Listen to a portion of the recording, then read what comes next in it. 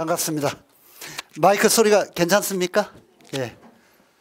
예약하신 분들은 훨씬 더 많은데 뭐 지금 오시면서 느낀 것처럼 날이 갑자기 막 너무 추워가지고 그냥 아마 우리가 늘 이렇게 설명회 동영상을 온라인에 탑재를 하기 때문에 알고 계신 부모님들이 꽤 계신 것 같아요. 온라인에서 봐야 되겠다 이렇게 생각하고, 그래도 현장에서 들으시는 것만은 못하지요. 어려운 발걸음 해주신 우리 학부모님들 많이 오시지는 않았는데 예약한 분들이 뭐 굉장히 많이 안 오셨어요. 어쨌든 굉장히 감사드리고, 힘든 발걸음 하셨으니까 우리 아이들이 훨씬 더 잘 될 겁니다. 그리고 우리 아이들 조금 이렇게 한 두 반 정도 아이들이 내려와 있고요. 하여튼 뭐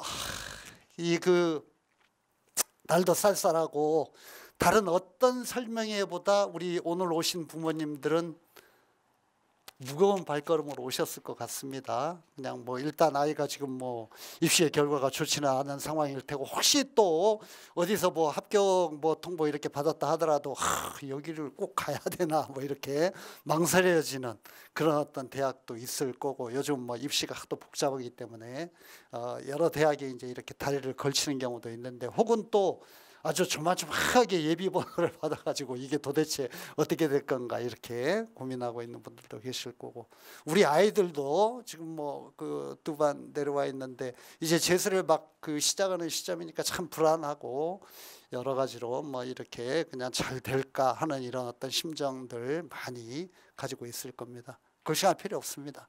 잘 돼요. 잘 될 거고, 제가 오늘 이제 그 얘기를 중점적으로 할 건데, 제 강연을 듣고 나면 조금 더 마음이 편안해지시고 학생들이든 우리 학부모님들이든 아주 지혜로운 판단을 하실 수 있을 거다 이렇게 생각합니다. 저는 이제 좀 큰 틀에서 몇 가지 말씀을 드릴 거고, 제가 말씀드리는 건 그 자료집에 있는 내용이 아니기 때문에 볼펜 드렸으니까 좀 필기를 하시는 게 좋을 것 같고요. 아마 제가 말씀드릴 구체적인 자료 이런 것도 수치 이런 걸 통해서 메가스터디 입시연구소장이신 남윤곤 소장님이 뒤에 2부에서 더 상세한 설명을 해주실 겁니다. 그 자료집에 나와 있는 내용이 전체적인 어떤 그런 요점 정리 이런 거라고 생각하시면 좋을 것 같습니다. 제가 말씀드리는 거. 제가 오늘 크게 두 가지를 좀 얘기를 할 거고요. 첫 번째는 재수는 아주 가치 있는 선택이다. 이게 뭐 어떻게 보면 제 오늘 강연의 요점이네요. 그냥 이게 이제 왜 이렇게 가치 있는 선택이 되는가, 이거를 조금 이렇게 확신을 가지실 수 있게 제가 여러 가지 설명을 조금 드릴 건데, 아마 이 설명을 듣고 나면 좀 이렇게 지금 고민하시거나 뭐 망설이시는 거 이럴 필요가 전혀 없다는 거, 이런 것들을 알게 될 겁니다. 그리고 이제 제가 이렇게 몇십 년 동안 이런 일을 해오면서 우리 부모님들도 그렇고, 특히 우리 학생들, 우리 지금 상당수의 학생들이 중계방송을 통해서 제 강연 듣고 있습니다. 지금 각 강의실에 중계가 되고 있기 때문에. 그런데 두 번째로는 재수에 성공하려면 어떻게 해야 되는가. 물론 이제 우리 재원생들은 내가 한 열흘쯤 있다가, 아직 정식으로 저하고 인사도 안 한 상태인데 열흘쯤 있다가 정신교육 아주 중요한 어떤 과정인데, 입학생들 모두 내가 정신교육 좀 할 겁니다. 그때 이제 이 얘기를 아주 제 경험과 어떤 이런 몇십 년 동안의 노하우를 가지고 이 얘기를 좀 상세하게 할 텐데, 어쨌든 오늘은 그 중에서 가장 엑기스 핵심만, 재수에 성공하려면 어떻게 해야 되는가, 무엇이 중요한가, 이거를 제일 중요한 사항 몇 가지만 다시 한번 말씀드리지만, 이 두 가지 사항을 뭐 얘기하려면 끝이 없는데 아주 요점만 정리해서 몇 가지씩만 말씀을 드릴 거라는 거, 이렇게 처음에 말씀을 드리겠습니다. 먼저 재수는 가치 있는 선택이다, 이렇게 자신 있게 말할 수 있는 이유가 뭐냐, 한 서너 가지 정도가 되는데, 일단 첫 번째로 중요한 것은 대학 진학. 모두가 이제 대학 진학의 문제 때문에 우리 학생들이든 학부모님들이든 여기 앉아 있는 건데요, 이 대학 진학의 의미가 엄청나게 변하고 있다. 이게 아주 중요한 사안인 것 같아요. 우리 부모님들 세대만 하더라도요, 옛날에 공부할 때는 대학이라는 게 뭐였습니까? 고등학교를 졸업하면은 대학을 가는 거 아니야. 그렇죠? 그래가지고 내가 성적 이제 수능 성적이라는 이런 데 성적 점수에 맞춰 가지고 옛날에는 사실 뭐 적성 직업 이런 거 별 생각도 없이 그냥 점수에 맞춰 가지고 대학 가는 거 아니야. 그리고 대학을 못 가면은 떨어지면은 1년도 공부해 가지고 재수해서 대학 가는 거잖아. 어쩌나 이제 뭐 삼선의 애들이 있기는 있지만 아주 드물었고 그랬죠. 옛날에는 재수라는 것이 대학을 못 가는 애들이 대학을 가기 위한 과정으로 공부하는 거고, 그러고 난 다음에 대학을 대부분 가고 이렇게 되었었잖아. 점수 맞춰가지고 대학에 가고. 요즘은요 재수가 전혀 그런 게 아니야. 완전히 달라져 버렸어요. 지금은 대학을 못 가서 재수를 하는 게 아닙니다. 전혀 그런 게 아니라 지금은 대학 진학이라는 게 뭐가 됐냐면은 아주 큰 라이프 플랜의 하나가 되었어.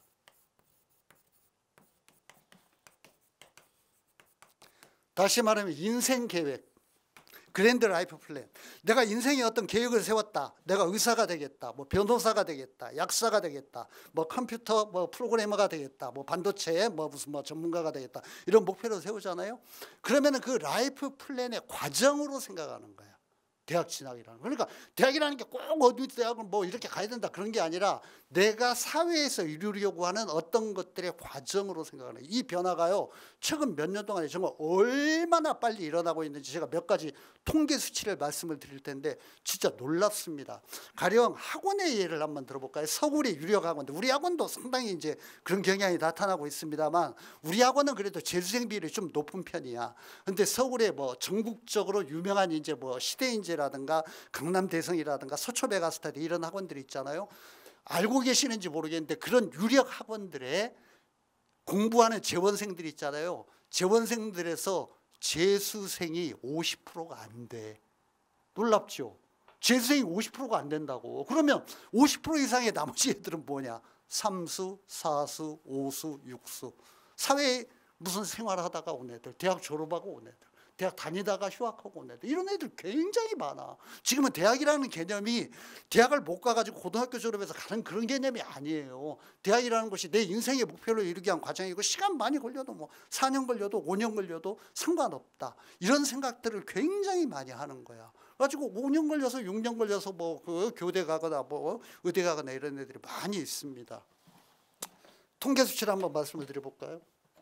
2024년 최근 통계입니다. 서울대 신입생이요. 아니 전부 다 서울대 가려고 공부하잖아. 2024년 서울대 신입생이요. 지금 2025년 통계는 아직 안 나왔잖아. 그렇죠? 올해 입시는 통계가 아직 결과가 안 나왔으니까 가장 최근 통계입니다.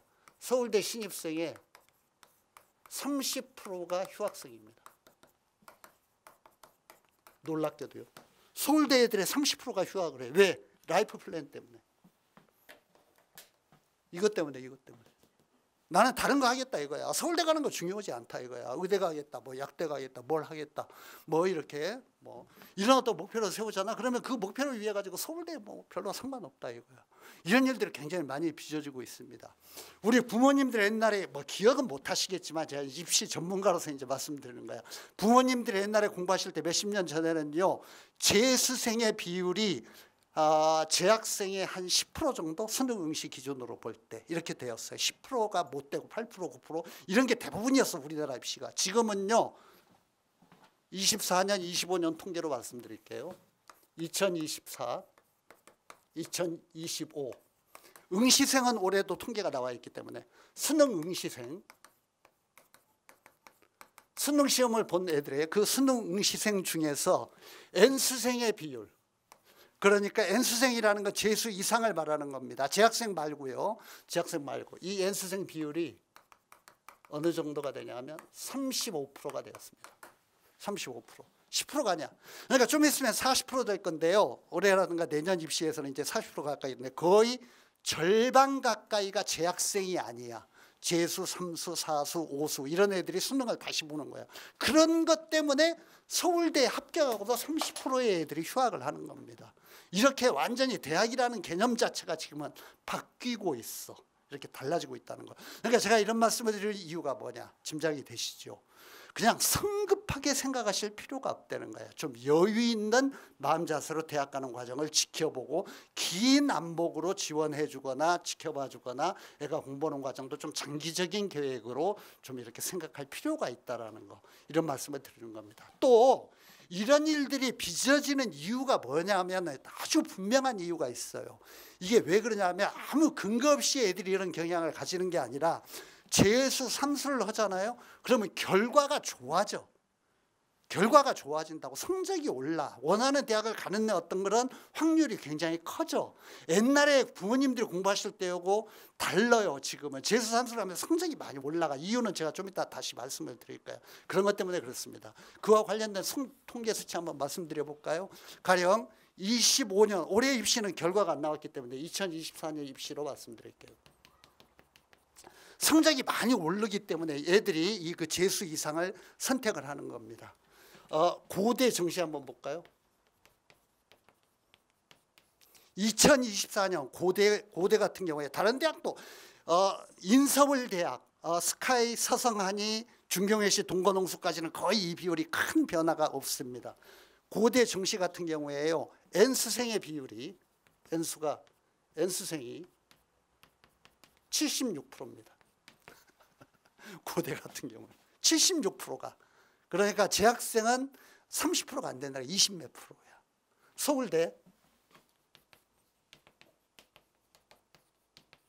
서울대는 재학생 그 입학 구조상 재학생은 상당히 우대하는 구조인데도 정시입니다. 정시. 서울대 정시의 60%입니다. 60%가 N수생이야. 그러니까 이렇게 N수생들이 자꾸 성적을 많이 올리고 결과가 좋기 때문에 애들이 망설이지 않는 거야. 재수, 삼수 전부 이렇게 하게 되는 겁니다. 그래서 대학이라는 것에 의미가 변화되고 있기 때문에 조금 초조하게 생각하지 말고 여유 있게 대학의 진학 과정을 바라보면 좋겠다라는 그런 생각이 들고요. 두 번째, 이제 지금 말씀드린 거 이 1, 2, 3항은요 다 관련이 있는 거예요. 이게 서로 맞물려 있는 건데, 그 2번 항 재수에 유리한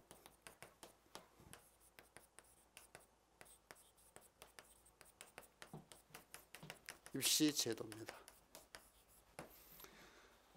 옛날에 우리 부모님이 공부할 때하고 달라서요, 지금은 재수를 하면 대학 가기가 월등히 재학생보다 유리해. 이런 구조가 아주 그냥 이렇게 딱 이렇게 천착이 되었어. 딱 고정이 되어버렸어. 그러니까 애들이 망설이지 않고 재수에 돌입을 하게 되는 겁니다. 재수에 유리한 어떤 그런 입시제도 여러 가지가 있는데요. 뭐 제가 한 대여섯 가지 말씀을 드려야 될 것 같은데, 일단 정시 모집 인원 확대. 뭐 우리 그 재수생 부모님들은 지금 고3을 거쳤으니까 다 아시겠지만은 이런 건 뭐 제가 설명 안 드려도 이 정도는 알겠죠.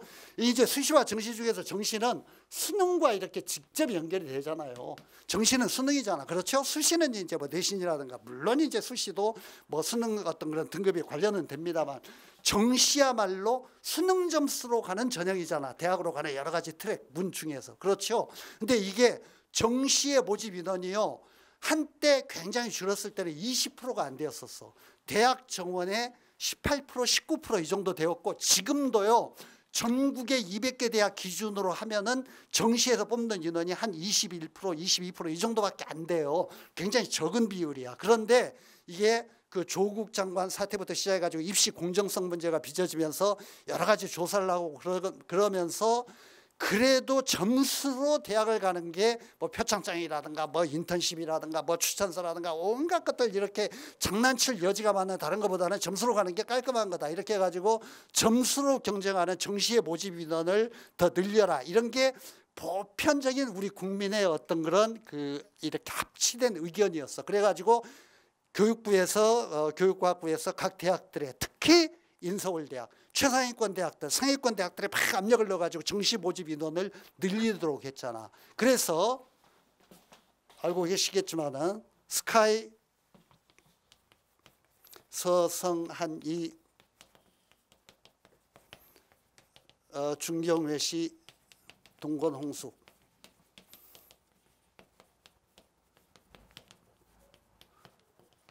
15위인데요. 15위권 대학인데, 이 15위권 대학까지는 정시가 40% 정도 되죠. 40%. 이거는 이제 지금 거의 확정이 되었죠. 학생들은 잘 알고 있을 텐데.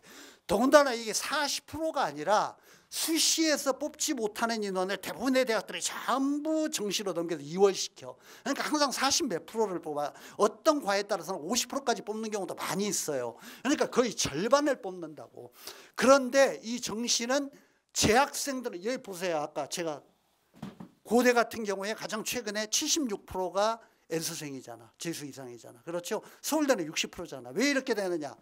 재학생들은 내신 관리 때문에 수능에 올인할 수가 없는 거야. 그런데 재수생들은 다른 공부를 하나도 안 하고 수능 공부만 하잖아. 어차피 내신도 없고 아무것도 없잖아. 그냥 뭐 할 게 없잖아. 내가 생활기록부에 뭐 어떤 스펙 어떤 올릴 것도 없고 다 끝나 있잖아. 그러니까 오로지 수능 공부만 하기 때문에 정시의 성적 올리기가 굉장히 유리한 거죠. 근데 이 정시의 점수로만, 수능 점수로만 경쟁하는 정시의 문을 굉장히 넓혀 놓았기 때문에, 굉장히 크게 해 놓았기 때문에 이거는 재수생들에게는 아주 뭐 굉장히 유리한 조건이 되는 겁니다.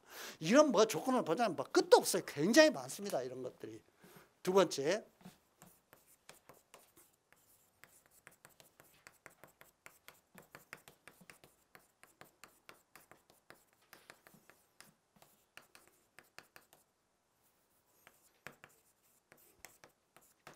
EBS 연계와 수능의 문제은행화. 이게 뭔 개념이냐면요, 우리 옛날에 부모님들이 공부하실 때는요, 수능 초창기라든가 이럴 때는 공부하는 컨텐츠라는 게 재수하면서 명확하게 정해져 있는 게 아니야. 그냥 교과서를 보면서 거기서 응용돼 가지고 문제가 나오는 거 아니야. 그렇죠? 교과서라든가 참고서 보고 공부하는 거죠. 지금은요, 애들이 가장 많이 우리 재수생들이 공부하는 교재가 뭐냐면 EBS 교재. 왜냐하면 EBS는 그 자체의 지문이라든가 문제가 그렇게 수능하고 연결이 되는 거야. 또 하나의 가장 중요한 교재가 뭐냐? 기출문제야. 기존에 출제되었던 문제. 왜? 지금은 수능이라는 게 몇십 년 동안 출제되다 보니까 더 이상 낼 문제가 없어. 개발할 문제가 없어. 그러니까 옛날에 출제했던 문제를 약간 각도를 바꾸고 어감을 바꾸고 수치만 바꿔가지고 계속 출제하는 거야. 지금은 완전히 수능이 문제은행이 되어버렸어. 문제은행. 옛날에 출제되었던 문제가 또 출제된다고요. 이렇게 되었다고. 그래서 애들이 이거를 가지고 기출 공부를 하는 거야. 기출. 이 문제은행의 기출이라 기존에 출제되었다거든. 애들은 모든 애들이 전부 기출 문제를 가지고 공부해요. 그 다음에 EBS, 수능 특강이라든가 수능 완성 이런 것들이 직접적으로 그 공부했던 지문이 수능 출제에서 그대로 나와요. 시험지에. 제가 애들 이렇게 감독하고 돌아다니다가 졸고 있는 녀석들 보면은 가끔 그런 얘기를 합니다. 야, 네가 지금 보고 있는 그 EBS 교재의 지문이 나중에 수능 시험장에서 마주칠 지문이야. 잠이 오냐? 지금 그 지문이 수능 시험에 나올 지문이라고. 그 문제가 수능에 나올 문제라고. 제가 이렇게 얘기하면 실제로 나와요. 그러니까 이렇게 공부하는 게 정해져 있어. 기출문제든 EBS 교재든 이렇게 공부할 게 정해져 있기 때문에 그걸 달달달 외우고 공부를 하면은 엄청나게 점수가 올라갈 수밖에 없는 구조가 되어 있는 거야. 제가 3번에서 얘기할 학생인데요, 이선재라는 학생이 있습니다. 제가 좀 이따 다시 얘기할 겁니다. 이선재라는 애가 우리 학원에 굉장히 영광을 안겨준 애인데 한 10년 전에 우리 학원에서 공부했던 재수생입니다. 그런데요, 얘가 어떤 애냐면은 공부해가지고 성적 많이 올리고 이런 정도가 아니야. 그냥 미리 얘기할까요? 얘가요, 서울의 시립대를 떨어졌어. 서울 시립대를 떨어졌다고. 그러니까 뭐 시립대학이 아주 좋은 대학이긴 하지만 최고의 대학은 아니잖아. 서울대학처럼. 그렇죠? 시립대를 고3 때 떨어지는데 얘가 우리 학원에서 딱 1년 공부했어. 1년 공부해가지고 1등급 맞아서 서울대 가고 이런 게 아니야. 얘가요, 시립대를 낙방한 애가, 놀라지 마세요, 수능 만점을 받았어. 수능 맞아. 우리 선생님들한테 내 정신교육 받고 우리 선생님들한테 배워가지고 수능 만점을 받았다고. 수능 만점. 우리 그 수업 메가스터디 홈페이지에 들어가면 얘 합격수기 있습니다. 한번 읽어보세요. 이선재가 말한 합격수기 중에 내가 그 얘기하려고 예를 들었네. 이선재가 쓴 합격수기 중에 그게 있어요. 저는요, 선생님들이 시키는 대로 모든 EBS 관련 교재를 5번 정확하게 정독했습니다. 한번 대충 보는 게 아니라 5번씩 정확하게 정독했습니다. 이선재가 한 얘기예요. EBS 교재에서 문제가 나오니까. 물론 이제 이때는 EBS 연계율이 70%였을 때 조금 높았을 때입니다. 지금보다는. 그랬겠지만 어쨌든 얘가 그 공부한 요령 중에 후배들에게 들려주는 요령 중에 하나가 나는 5번 EBS 교재를 정독했다. 얘가 한 얘기야. 그러니까 그런 면에서 이렇게 공부할 어떤 컨텐츠가 정해져 있기 때문에 지금 그거를 달달 들고 파면은 옛날에 무조건 그냥 모호하게 공부했던 시기와는 다르게 결과가 좋아질 수밖에 없다. 그리고 우리 애들, 우리 그 학생들 아주 또 희망을 가질 수 있는 게 뭐냐면 작년부터 나타난, 지금 2년째 나타나는 현상인데 이 그 입시에서 킬러 문항 배제한 거.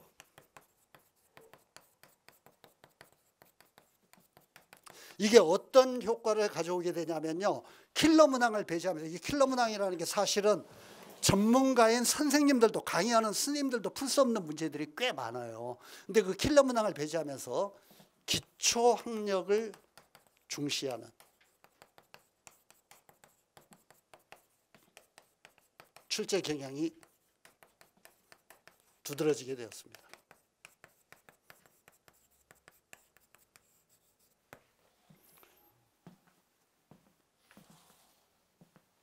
이거는 진짜 우리 학생들이 희망을 가질 아주 좋은 어떤 그런 조건이야.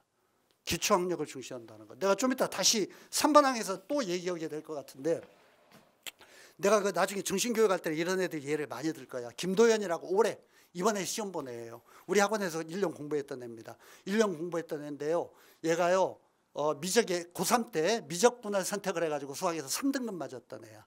올해 3등급이 아니라 거의 다 맞았어. 모든 수능을. 한 문제 틀렸어, 한 문제. 그런데 표점으로는 수능 만점자보다 더 높은 그런 경우도 있어요. 선택 과목에 따라서인데 얘가 생투를 선택했는데 그게 표점이 다른 어떤 그런 그 탐구 과목보다 그 높을 수, 하나 틀렸지만은 만점 맞은 학생보다 더 높을 수 있기 때문에 원점수 만점 맞은 애보다 표점이 더 높은 어떤 케이스도 돼요. 물론 세 군데 뭐 여러 군데 낸 의대 다 합격했어요. 근데 얘가 미적분을 3등급 맞았던 애가 전체 수능을 다 맞는 이런 어떤 단계까지 어떻게 1년 공부해서 될 수가 있느냐. 이게 바로 이것 때문에 제 생각에 이래요. 만약에 킬러 문항이 존재했다면 안 됐을 거야. 왜냐하면 이게 하나 까다롭고, 이걸 그 킬러 문항에 대한 훈련은 따로 해야 돼. 따로 공부를 좀 해야 되는 코스야. 근데 이게 없어져 버렸기 때문에 솔직히 말씀드리자면 이 킬러 문항 공부하거나 이런 애들은 특별한 이 킬러 문항을 위해서 설계된 학원을 다녀요. 시대인재라든가 이런 학원들이 있습니다. 딱 그건데 초점을 맞춘 학원이야. 그런데 이제 그런 학원이 큰 인기가 없고 별 의미가 없어. 왜냐하면 출제 방침이 바뀌어 버렸어. 그래서 기초를 충실하게 공부하면은, EBS 교재 충실하게 보고 교과서 충실하게 보고 기초학력을 열심히 닦으면은 우리 그 도연이처럼 올해 지금 제가 말씀드린 얘처럼 이렇게 거의 다 맞출 수가 있다라는 거. 얘 그냥 밑에 얘기하지만 다 맞았다고. 국어 다 맞고, 영어야 뭐 절대 평가니까 뭐 다 맞고 의미가 없죠. 90점 이상이면 1등급이니까 수학 다 맞고 다 맞았어. 전부 다. 모든 과목을 다 맞았다고. 이게 1년 공부해서 이렇게 되는 거야. 그게 가능하다고. 그러니까 이것도 재수생들에게 굉장히 유리한 어떤 그런 조건이 됩니다. 수학, 탐구 과목, 공략이 용이해졌다. 이거는 부모님들은 조금 어려운 개념일 수 있는데 우리 애들은 잘 알 겁니다. 부모님들도 뭐 입시에 대해서 좀 고민하시는 부모님들 아실 것 같고, 지금은요 옛날하고 달라서 이 그 교차 지원이 가능하기 때문에, 그러니까 문과 수학을 공부를 해도 확통을 공부해도 자연계 지원이 가능하고, 자연계 수학을 시험을 봤어도 미적이라든가 기하를 공부했어도 문과 계통의 경제학과라든가 뭐 무슨 데 이런데 뭐 행정학과 이런데 다 지원이 가능합니다. 교차 지원이 다 가능해. 탐구도 놀랍게도 사회 탐구를 공부하고도 이과계열 다 지원이 가능해요. 물론 이제 이런 걸 막아놓는 서울대라든가 몇 개 아주 특수한 과라 이런 데는 막아놨는데 대부분의 대학은 이걸 다 물꼬를 터놨어. 그렇기 때문에 내가 어느 쪽에 더 능력이 있는가, 어느 쪽에 더 적성이 있는가, 이런 거에 따라서 수학을 확통해서 미적으로 옮길 수도 있고, 미적에서 확통으로 옮길 수도 있고, 탐구도 과탐에서 사탐으로 옮길 수도 있고, 여러 가지 선택이 재수 진입 과정에서 스님과의 상담이라든가 내 모의고사 성적 이런 것들을 보면서 선택이 가능한 거야. 이게 옛날보다는 훨씬 더 유연해졌어요, 이런 게. 그러니까 수학, 탐구 이런 것들의 공략이 무조건 정해진 대로 가는 게 아니라 내가 문과 수학 공부하고 자연계를 지원할 수 있고 자연계 수학 공부하고 문과도 지원할 수 있고 이렇기 때문에 내가 최대 점수를 얻을 수 있는 입시 효과를 가장 좋게 가져올 수 있는 어떤 그런 공부의 전략을 세우면 되는 거야. 그래가지고 실천하면 되는 겁니다. 이게 이제 굉장히 또 학생들이 유리한 조건인데 혹시 이 얘기 들으면서 다시 이런 의문이 들지 모르겠어요. 아니 수학 탐구를 자유롭게 선택해서 내 점수를 극대화할 수 있다. EBS 연계하거나 수능 문제은행 수능이 문제은행화된다. 이런 것들은 재수생에만 해당되는 게 아니라 재학생에게도 해당되는 거 아니냐. 킬러 문항 배제 해가지고 기초학력 중시하는 어떤 그런 문제가 출제된다는 건 재학생들도 다 누리는 혜택 아니냐. 맞아요. 고3에도 해당돼. 그런데 이게 왜 재수생에게 유리한 제도냐. 다시 그 얘기를 반복하게 되는데 이런 점수를 올릴 수 있는 제도 변화가 있지만 고3생들은 바빠. 왜? 내신 때문에. 항상 중간고사 보면 기말고사 봐야 되고 기말고사 보면 중간고사 봐야 되고 고등학교 때 다 경험하셨잖아. 허덕허덕 하는 거야. 고등학교 다니는 동안은. 그러다가 정신 차리고 보면 수능이 눈앞에 와 있는 거야. 그러니까 1년 내내 수능 학습에 치밀한 계획을 짜가지고 내가 이 과목이 몇 등급을 받고 몇 점을 받고 이렇게 아주 계획적으로 공부하는 게 불가능해. 고3 애들은 정신이 하나도 없어. 그러다가 시간이 획 지나가 버리는 거야. 그런데 우리 아이들은 이런 부분들의 장점을 최대로 활용할 수 있어요. 왜냐하면 공부할 게 수능뿐이잖아. 아무것도 없어 다른 건. 그러니까 이런 어떤 유리한 조건들을 해가지고 수능 점수를 극대화시킬 수가 있다는 것이죠. 그렇죠? 이런 면에서 이거는 재학생보다는 재수생 이상들에게 N수생에게 절대적으로 유리한 조건이 된다는 거, 이런 말씀 드리고 싶습니다. 세 번째,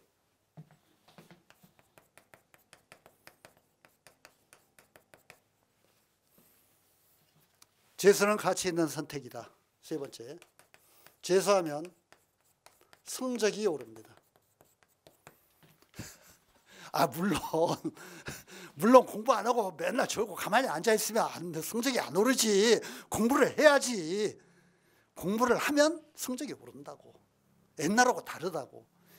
그냥 우리 학원의 얘기를 하는 게 아니라 제가 보편적인 통계로 얘기를 드릴게요. 재수생들이요, 재수생 이상들이 어느 정도 관리 능력 있는 학원을 다닐 때 90% 이상의 애들이 성적을 다 올려요. 90%라는 건 뭐냐 하면 아주 절대적인 수치야. 수학적으로 거의 모든 애들이 성적을 다 올린다는 거야. 대체적으로 학원에 따라 조금씩 차이는 있지만 우리 학원 기준으로 하면 대부분의 재수학원들은 5등급에서 6등급 사이로 평균 올립니다. 자, 우리 학원의 예를 들게요. 우리 학원은 매해 평균, 모든 아이들 평균이야. 우리 재수 설명하는 입학 브로셔에 나와 있습니다. 학원 안내. 모든 애들이 평균적으로 6등급을 다 올려요. 이거는 다 올리는 거야. 모든 애들이. 그러니까 6등급 올린 애들은 많이 올린 것도 아니야. 왜? 남들 올리는 것만 똑같이 올린 거야. 이거는 평균이 이렇게 올라가는 거기 때문에. 많이 올리는 애들은요, 많이 성장시키는 경우는 10등급 이상을 올립니다.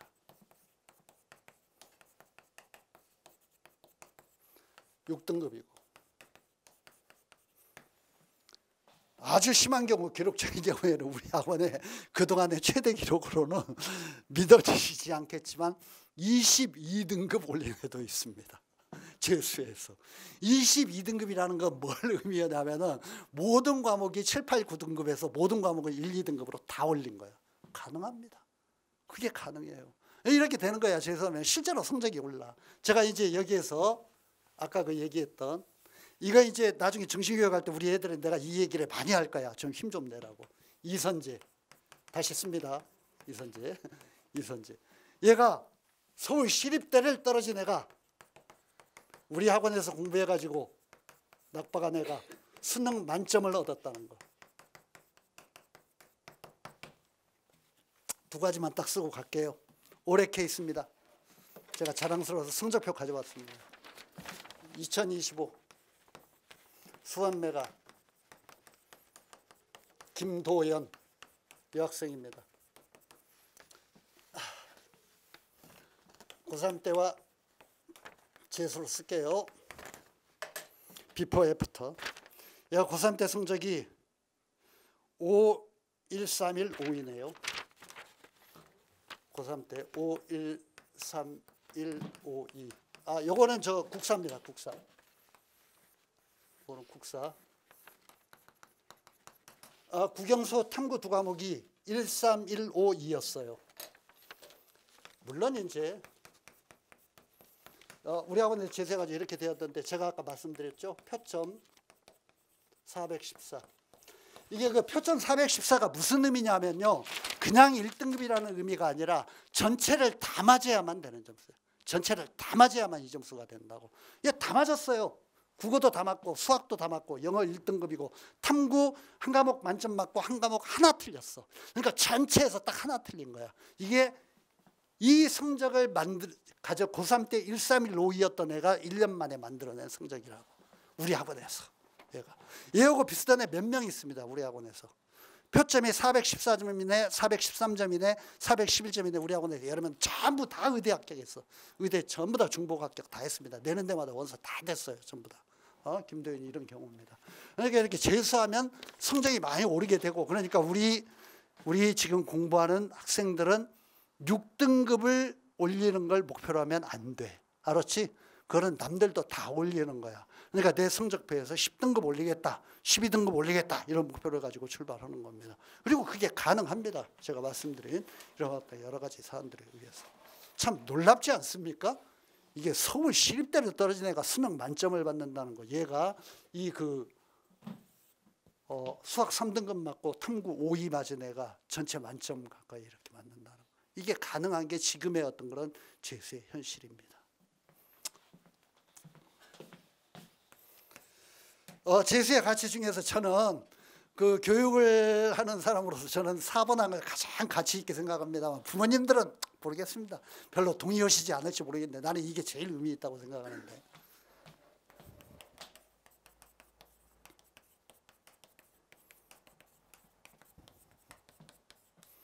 정신적 성숙의 계기가 된다. 우리 그 학생들 잘 들으세요. 부모님들도 이런 어떤 그 가치관과 철학을 가지고 우리 아이들을 대해 주셨으면 좋겠고, 인간이라는 게 참 묘해서요. 인간은 어떤 그 즐거움, 쾌락, 유희, 오락, 뭐 이렇게 아주 그냥 내가 막 재미있는 거 이런 걸 통해서 성숙하거나 발전하는 게 아닙니다. 참 묘해요. 인간은 시련과 고난을 통해서 성장합니다. 어려움을 통해서 성장해. 그게 가난이 되었든 뭐가 되었든 신체적인 어려움이 되었든 참 묘한데, 그래서 이제 내가 그 존경하는 어떤 그런 그 교육학자 중에 한 분이 자녀들을 제대로 키우고 싶으면 자녀들에게 만족을 주지 말고 자녀들에게 시련을 주어라, 그렇게 주장하는 어떤 그런 교육학자도 있는데, 하여튼 이 정말 피가 끓는 어떤 그런 젊은 나이에 지금 막 19살, 20살 정말 세상의 유혹에 이렇게 민감하고 그냥 모든 것들에 관심이 가고 막 이렇게 막 그냥 몸이 쏠리고 그냥 친구도 만나고 싶고 온갖 것들 그냥 흥미의 대상이고, 이런 나이에 재수를 한다는 게 참 괴로운 일이죠. 아침에 그냥 막 눈 비비고 와가지고, 우리가 지금은 9시 등원이지만 2월 14일 정규반 개강을 하고 나면 8시까지 와야 됩니다. 아침에 8시까지 오려면 집에서 7시 전에는 일어나야 되죠. 한 6시 반쯤 일어나야 돼요. 그래가지고 정신없죠. 아침에 8시까지 오면 10시까지는 지금 앉아있는 의자, 물론 이제 이 의자보다 좀 편한 의자이긴 하지만은 거기에 14시간을 앉아있어야 돼요. 저는 이게요, 점수와 상관없이 결과와 상관없이 이 19살, 20살의 청춘에서 참 정말 중요한 자기 극복의 과정이라고 생각합니다. 이 과정이요, 진짜 인간은 시련을 통해서 성장하는 거기 때문에 이게 자기를 극복하고 이겨내려고 이를 악물고 노력하는 그런 과정에서 나에 대해서 많은 생각을 하게 되고, 뭔가 견뎌야 되는 게 어떤 것인지 이런 의미를 알게 되고, 이런 것들이 나중에 인생을 살아가는데 큰 도움이 됩니다. 정말 자양분이 돼요. 그런 의미에서 그냥 고등학교 때 공부 잘해가지고 대학에 쑥 들어가고 이런 애들보다 이런 시련의 과정을 정말 가장 민감한 나이에 내 좋아하는 친구들과 그냥 대학에 가가지고 미팅하고 즐겁게 지낼 때 서럽게 가방 들고 학원에 와가지고 10몇 시간씩 보내는 이 시간들을 이를 악물면서 견디는 게 정신적 성장을 위해서는 정말 굉장히 가치 있는 어떤 그런 시간들이다. 저는 이렇게 생각합니다. 이거는 사실 점수라든가 대학 진학의 결과와는 조금 다른 의미입니다. 다른 의미에서 인생의 승부라는 건요, 뭐 그런 얘기 많이 들으셨겠지만 대학의 레벨이라든가 점수만으로 결정되는 게 아닙니다. 지금은 굉장히 이렇게 그 인생이라는 게 복잡하고 특히 사회도 다양한 트랙으로 이렇게 발전하고 있기 때문에 춤을 잘 춰서 비보이만 되어도 뭐 뛰어난 사람이 될 수 있고, 요리를 잘해서 셰프만 되어도 뭐 아주 명인사가 될 수 있고, 세상이 워낙 다양해졌기 때문에 지금은 그런 점수만으로 이렇게 판별되는 시대가 아니거든요. 그런 의미에서 유혹에 끌리지 않고 세상에 휩쓸리지 않고 내 자신을 지키고 자신에 대해서 고민하고 이런 시간을, 수도승 같은 이런 어떤 시간을 1년 정도 가진다는 건 굉장히 중요한 의미가 있다, 저는 이렇게 생각을 하고요. 그래서 그거는 제가 뭐 말씀드린 내용을 쓰지는 않겠습니다만 정신적 성숙의 계기가 되어줄 것이다, 재수라는 과정이. 이렇게 말씀드리고 싶습니다. 예, 재수가 왜 가치 있는 선택이 되는가, 요점을 몇 가지 말씀드렸고요. 재수에 성공하려면 어떻게 해야 되는가, 나중에 제가 그 정신교육 할 때는 조금 더 많은 얘기를 하겠지만 요점만 아주 간단히 몇 가지 말씀드리겠습니다. 이거는 부모님들보다 우리 그 지금 중계를 통해서 방송을 시청하고 있는 우리 학생들, 여기 와 있는 학생들에게 내가 들려주는 얘기입니다. 재수에 성공하려면 이 성공의 가장 핵심적인, 어떻게 보면 유일한 조건이야. 유일한 조건, 딱 유일한 거야. 유일한 조건이 뭐냐, 좋은 학원, 좋은 선생님, 좋은 교재, 이런 것도 물론 의미는 있겠죠. 내 생각에는요, 그런 것들 10%도 안 돼, 5%도 안 돼. 재수에 성공하려면 어떻게 해야 되냐, 먼저 나를 반성해야 돼. 이 반성이 없으면은 절대 성적 안 올라. 절대 성적 안 올라. 학원 찾아다녀, 좋은 강사 찾아다녀, 좋은 인강 찾아다녀, 절대 안 돼. 내가 단언하는데 절대 안 돼. 성적 안 올라. 그러면 어디에서 성적의 변화가 오느냐, 내가 지금까지처럼 살아왔던 태도로 살면 안 된다, 이 결심이 먼저 있어야 돼. 그렇게 하지 않으면 절대 성적 변화가 안 와. 자기 반성이 가장 중요한 거야. 철저한 자기 반성과 결의. 이게 자기 자신을 먼저 쳐다봐야 돼. 주변의 여건을 탓하기 전에. 시대인재 가고 강남대성 가고 이런 거 아무 의미 없어. 우리 학원에서 3수, 4수, 5수 하는 애들 중에 저기 갔다가 서초 메가스터디 갔다가 강남대성 갔다가 어디 갔다가 다시 돌아오고 이런 애들 정말 많아요. 성적 안 올라. 그렇게 해가지고 나를 쳐다봐야 돼. 그러니까 지금까지 내가 성적이 안 나온 것이 학원 탓이라든가 선생님이라든가 이런 탓이 아니라 나에게 문제가 있었다. 내가 게을렀고 내가 나태했고 내가 집중하지 않았다. 내가 인생이라는 것에 대해서 나의 삶에 무엇이 중요한지 이런 것들을 똑바로 쳐다보지 않았다. 자기 자신에게 책임을 묻는 태도.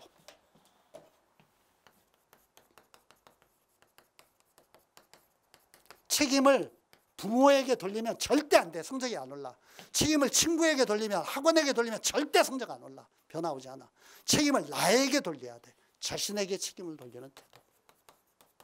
이걸 위해서 우리가 정신교육을 합니다만, 제가 이제 조만간 우리 재학생들, 우리 재원생들 정신교육부터 시작해서 담임선생님들이야 뭐 수시로 이제 정신교육을 할 거고, 이 정신교육이 이루어질 겁니다. 자기 자신에게 책임을 돌리는 태도가 참 중요하고요.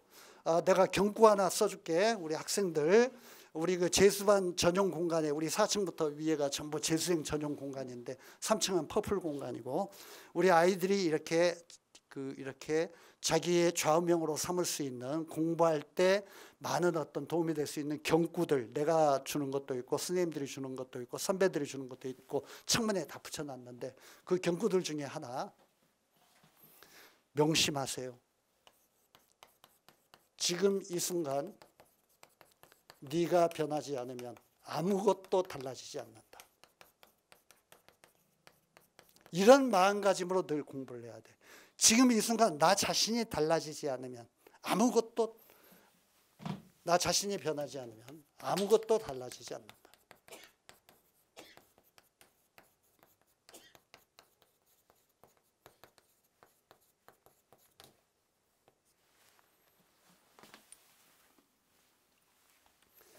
대체적으로요, 아이들의 어떤 그런 그 스타일과 성향을 보면은요, 말이 많고 주변 여건에 대해서 많이 따지는 애들이 성적이 안 올라.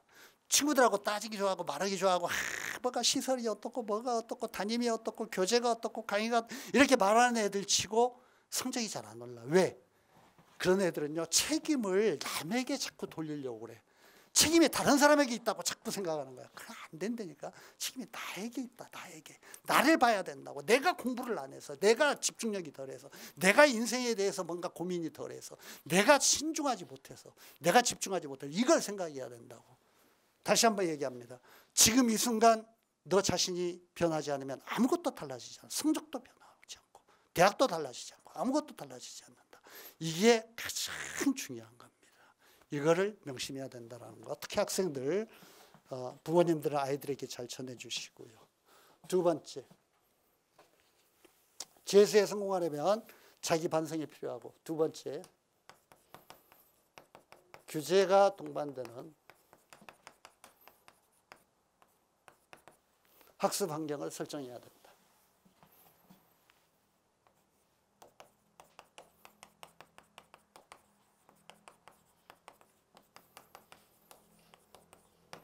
이거는 무슨 의미냐면요,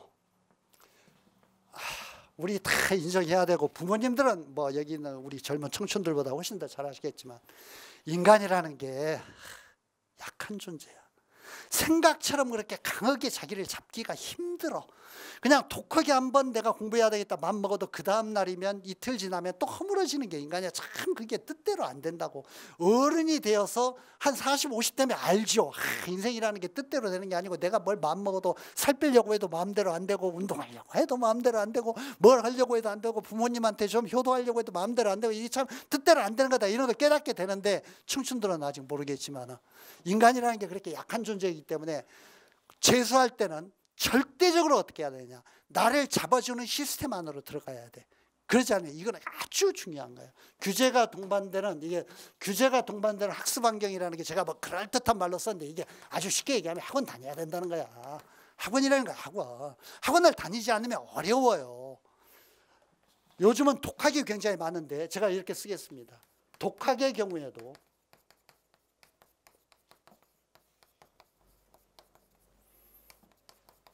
관리가 아주 강한 학원을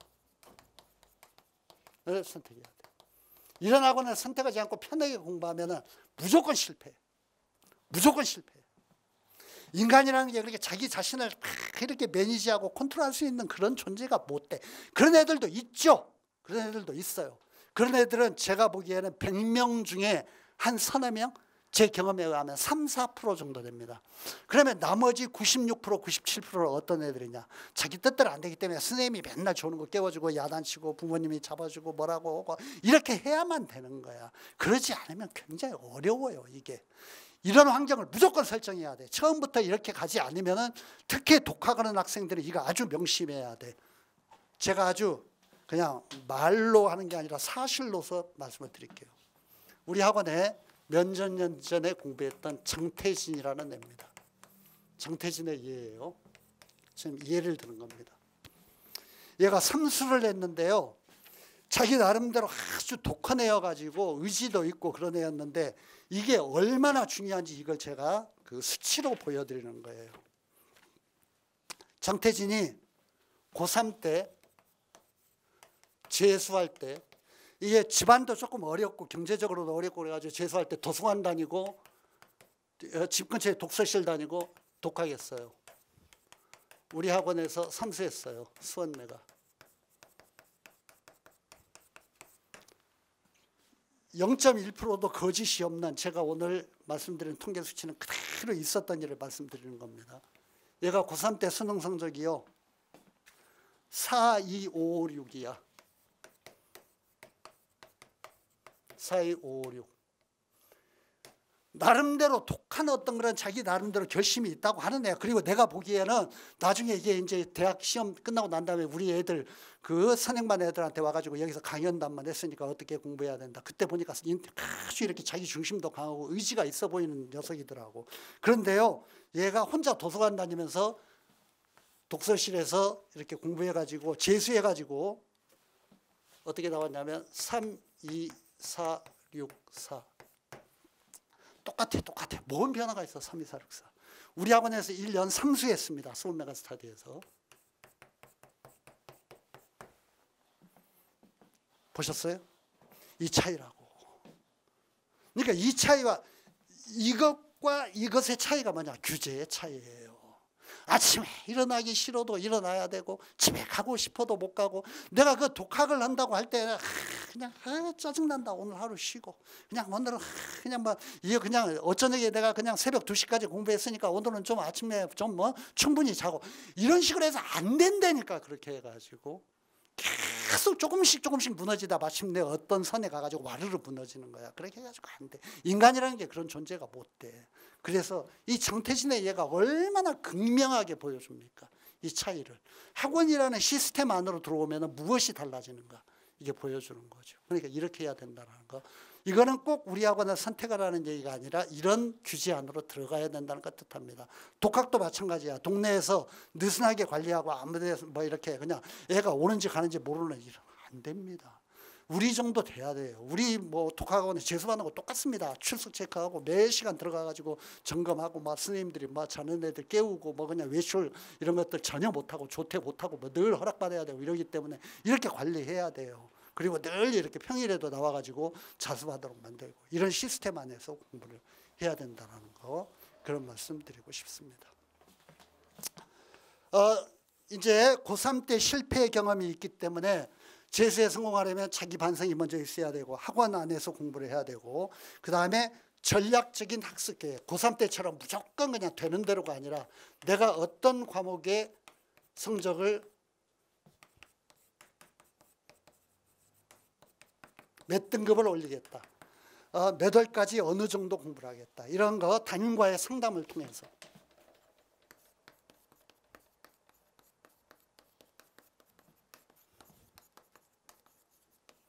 담임과의 상담을 통해서 전략적인 어떤 그런 학습 계획을 수립을 해야 되고 그 다음에 이거를 꾸준하게 실행을 해나가야 됩니다. 꾸준한 실행은 우리 아이들 지금 뭐 선생님들에게 점검받고 다 하고 있습니다만 플래너를 활용하면서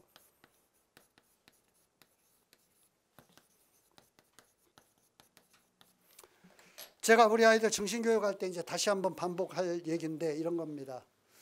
처음에 공부를 시작할 때 절대 욕심내면 안 돼. 이게 애들이 욕심을 내면서 무너져. 내가 하루에 수학 30문제 푼다. 언어 지문 뭐 10개 이상 기출문제 푼다. 뭐 어쩌고 이런 식으로 영어 단어 100개 외운다. 안 돼. 그런 거 하루는 할 수 있을지 모르지만 이틀째는 힘이 버거워서 쓰러지고 못하게 되고 그러다 보면은 에이 오늘 못한 건 다음 날 하지. 다음 날 못하면 또 그 다음 날 하지. 이런 식으로 자꾸 미루다가 포기하게 되고 나는 안 되는가 봐. 이렇게 생각한다고. 처음에 욕심을 내면 절대 안 돼. 영어 단어 10개만 외운다. 수학 5문제만 푼다. 이렇게 아주 가볍게 출발하는 거야. 그 대신에 뭐가 중요하냐. 내가 오늘 스터디 플래너에 학습한 어떤 그런 학습하기로 설정한 목표, 오늘의 계획 이런 것들을 오늘 내가 다 실행하지 못했다. 항상 그거 담임선생님들이 점검하는데 내가 실행한 거 공, 어중간한 것에 뭐 못한 것 가비 이렇게 하게 돼 있죠. 내가 오늘 못해서 이거 가위표 쳤다. 이게 하루라도 가위표를 치게 되면 나는 희망이 없다. 내 재수생활은 끝났다. 이렇게 생각해야 돼. 오늘 못한 거 내일 하면 되지. 아니야. 그건 절대 안 돼. 왜? 내일은 내일 공부할 양이 또 있는 거야. 그렇잖아. 그러니까 오늘 못한 걸 내일 하겠다라는 거 내일 할 공부를 못 하게 되는 거야. 이번 주에 못한 걸 다음 주에 하겠다? 그러면 다음 주에 공부해야 될 양을 못 하게 되는 거야. 이런 식으로 미루다 보면 결국 어느 부분의 공부를 못 하고 나는 수능 시험장에 가서 앉아 있게 되는 거야. 그러니까 어떻게 해야 되냐? 목표한 걸 반드시 끝내야 돼. 그 대신에 조금만 목표를 세워. 조금만. 영어 단어 10개, 수학 5문제. 그거를 실행하고 나면 자신감이 생겨. 아, 나도 할 수 있구나. 그러면 그 다음에 6문제. 단어 15개 이렇게 하는 거야. 그렇게 해가지고 자꾸 자기 자신에게 확신을 주는 겁니다. 이렇게 늘려가는 거죠. 그러다 보면 어느새 놀랄 정도로 달라져 있는 자기 자신을 발견하게 될 겁니다. 그렇게 자기 자신을 믿으면서 꾸준히 밀고 나가야 된다는 거. 그게 공부의 요령이라는 거. 스터디 플래너 활용해가지고 꾸준하게 변함없이 계속 실행을 해나가야 된다는 거. 이게 재수를 성공시키는 비결이다. 이런 말씀 드리고 싶고, 저는 이제 아주 그 추상적인 어떤 그런 요점을 말씀드렸는데, 우리 학원에 이렇게 맡기신 부모님들이 뭐 대부분이실 것 같은데 걱정 마시고요. 제가 이런 어떤 오늘 말씀드린 어떤 그런 내용과 철학을 바탕으로 우리 모든 스님들과 함께 뭔가 그 우리 아이들 마지막 그 순간까지 최선을 다해서 이렇게 그 하나하나 이렇게 보살피고 끌고 나갈 거고, 제가 말씀드린 이런 추상적인 내용에 대해서 우리 그 뒤에 와 계시는데 메가스터디 남인권 입시소장님이 더 구체적인 자료와 어떤 많은 풍부한 사례를 가지고 2부 강연 이끌어가 주실 거고, 저는 여기서 제 강연 가름하도록 하겠습니다. 감사합니다.